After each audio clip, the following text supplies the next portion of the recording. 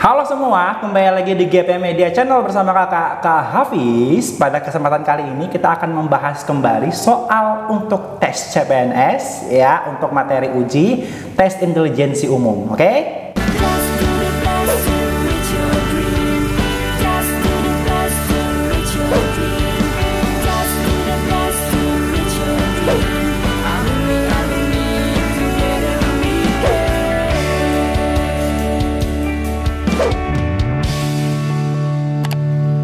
Langsung saja tanpa berlama-lama kita masuk ke soal yang pertama. Pak Badu membeli 2 keranjang mangga dan dijual kembali dengan harga 532.000. Jika mendapat untung 40%, berapa rupiahkah harga pembelian sekeranjang mangga tersebut? Oke, berarti kan seperti yang kita tahu ya, yang namanya harga jual itu kan berarti adalah harga beli ya ditambahi dengan untung, ya kan? Tambah dengan untung. Oke, yang namanya untung itu kan biasanya kalau di sini diberikan persen untung, berarti persentase untung itu ya, berarti untung itu adalah persentase untung daripada si harga beli ya. Untungnya 40%. Oh, berarti harga jual itu adalah harga beli tambah persentase untung kalikan dengan harga beli ya. Berarti harga belinya berapa kira-kira? Harga beli ya tambah persen untung 40%, berarti 0,4 HB. Harga jualnya berapa tadi dibilangnya? 532.000. Tuliskan 532.000. Oke, berarti di sini HB tambah dengan 0,4 HB berapa tuh? 1,4 HB sama dengan 532.000. Berarti harga beli itu sama dengan 532.000 kamu bagikan dengan 1,4. Nah, ini kalau kamu bagikan 532.000 dengan 1,4, ini hasilnya akan didapatkan 380.000. Nah, tapi jangan lupa ini kan ada di opsi yang D ya kan? Tapi itu bukan jawabannya, karena pertanyaannya adalah berapa rupiahkah harga pembelian sekeranjang. Nah, tadi kan harga jualnya itu adalah harga jual untuk 2 keranjang. Nah, maka yang kita dapatkan ini adalah harga beli untuk 2 keranjang. Maka untuk 1 keranjangnya harus kita bagi 2 dulu ya. Maka harga beli untuk 1 keranjang ya itu adalah 380.000 kamu bagikan dengan 2 ya, berarti sama dengan 190.000. Maka dengan demikian jawabannya adalah yang B. Oke, soal berikutnya. Seorang pedagang telur membeli 2 kuintal telur ayam seharga 1.360.000. Oke, berarti di sini ya harga belinya itu adalah untuk 200 kg itu 1.360.000. Nah, kemudian karena banyaknya telur impor, harga jual telur adalah 5.600 per kilogram. Oke, berapakah kerugian pedagang tersebut jika hanya terjual 3/4-nya? Oke, ini kita harus tahu dulu. Kalau dia menjual 3/4 dengan modal segini ya, dengan modal 1.360.000 ya, ini kalau dia berhasil jual 3/4-nya, kita kaliin aja nih. Yang seharusnya dia dapat itu adalah seharusnya ya, apa istilahnya itu, bukannya yang seharusnya dia dapat ya, kalau menjual 3/4. Ini kan harga lagi turun mungkinnya karena banyaknya telur impor gitu kan. Maka kalau misalkan harga asli ya, kalau dia punya modal 1.360.000 kemudian laku 3/4-nya, berapa tuh kira-kira uang yang dia dapetin? Itu kira-kira 1.020.000. Nah, sekarang karena harga jualnya 5.600, berapa yang dia dapetin dari 3/4 penjualan telur tuh? Berarti kita kaliin dulu 200 kg dikali dengan 3/4-nya ya, itu harga jualnya cuman 5.600. Kamu kaliin semua ini berapa jadinya?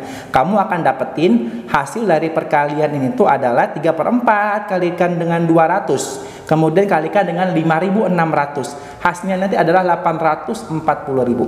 Nah, ini berarti yang dia dapetin dari penjualan telur, karena harga telur sedang turun. Berarti berapa ruginya itu? Yang seharusnya dia dapat dari penjualan 3/4 telur itu 1.020.000 ya. 1.020.000. Nah, yang dia dapetin aslinya cuman 840.000. Nah, ini kamu kurangi 0, 0, 0, 0, 2 kurang 4 ya 8, kemudian 9 kurang 8 1. Nah, berarti dia mengalami kerugian sebesar 180.000. Jawabannya yang A. Oke, soal berikutnya, angka ketujuh dari sederetan angka adalah 45. Oke, selisih angka pertama adalah 7. Demikian pula angka-angka selanjutnya memiliki selisih 7 dari angka sebelumnya. Berapakah nilai angka yang berada pada urutan keempat? Oke, di sini kan kamu perhatikan di sini ya. Pilihannya itu kan 55, 45, 66, 94 dengan 122 ya. Berarti di sini kemungkinan angka sebelumnya itu dia memiliki jumlah yang lebih besar ya, memiliki nilai yang lebih besar daripada yang ke 7. Berarti yang dimaksud di sini angka selanjutnya memiliki selisih 7 dari angka sebelumnya, berarti berkurang dia. Berarti di sini adalah suatu deret aritmetika yang bedanya itu sama dengan minus 7. Ya, yang bedanya minus 7, sementara diketahui di sini suku ketujuhnya itu adalah 45. Maka di sini boleh kalau kamu misalkan mau cari A dulu boleh ya, cari dulu suku pertamanya, habis itu cari U keempat. Boleh ya, misalkan di sini kan U7 udah diketahui 45. Nah, U7 itu apa rumusnya untuk deret aritmetika? Berarti A plus N minus 1. 7 min 1. 6 kalikan dengan B. Ya, berarti 45 sama dengan A plus 6 kali B-nya itu min 7. Berarti A kurang 7 kali 6, 42. Berarti A-nya itu adalah 45. Tambahi dengan 42. Kamu akan dapatkan hasilnya 87. Bentar dulu. Nah, kita tulis di bawahnya aja. Arti di sini ya, karena 45 sama dengan A min 42, berarti A sama dengan 45 plus 42. Ini sama dengan ini 7, di depannya 8. Nah, kemudian kalau udah diketahui A-nya gimana? Cari U4 ya. U4 itu sama dengan A plus 3B ya, 4 kurang 1B.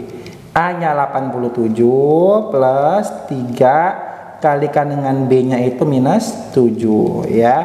Berarti 87 dikurangi dengan 7 kali 3 21. Berapa itu jadinya? 6. 8 kurang 2 6. Berarti jawabannya yang C, 66. Oke, soal berikutnya, jika P lebih dari 0 dan Q kurang dari 0, maka X sama dengan P kuadrat plus Q kuadrat, Y sama dengan P plus Q kuadrat. Manakah pernyataan berikut ini yang benar? Oke, di sini coba kita perhatikan dulu. Y itu kan sama dengan P plus Q kuadrat. P ini ya. Nah, ini. Nah, ya. Ini tuh kan kalau kita jabarkan jadi gini kan. P kuadrat plus Q kuadrat plus 2PQ ya. Nah, di sini P kuadrat kalau ditambah dengan Q kuadrat kan sama dengan X ya. Ya enggak? X sama dengan ini. Berarti ini sama dengan X plus 2PQ. Nah, ingat di sini P-nya itu kan dia lebih dari 0, Q-nya kurang dari 0. Maka perkalian P dengan Q ini pasti hasilnya negatif. Ya, karena sesuatu yang positif ya, kalau lebih dari 0 kan berarti positif, P-nya positif. Kalau kurang dari 0 berarti Q-nya negatif. Kalau dikalikan P dengan Q, positif kalikan dengan negatif, maka hasilnya pasti negatif. Ini berarti X negatif 2PQ. Nah, ini sama dengan Y. Nah, mana gedean dia dengan X berarti? Y ini sama dengan X dikurangi sesuatu ya.